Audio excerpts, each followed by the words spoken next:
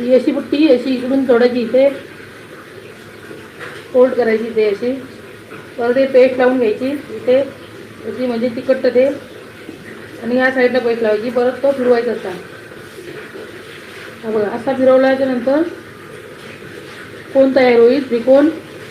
ह्या त्रिकोण तयार झाल्यानंतर आपण ह्याच्यामध्ये ह्या फोल्डमध्ये आपण भाजी भरायची आहे. ह्या फोल्डमध्ये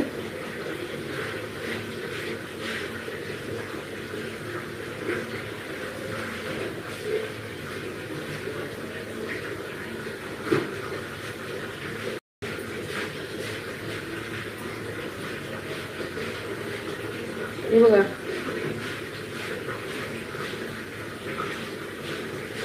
आपण पीठ लाटून करतो समोसा, तो इजी असतो. हे पट्टीचा असं ते त्रिकोण वगैरे करून ती भाजी भरावी लागते ना.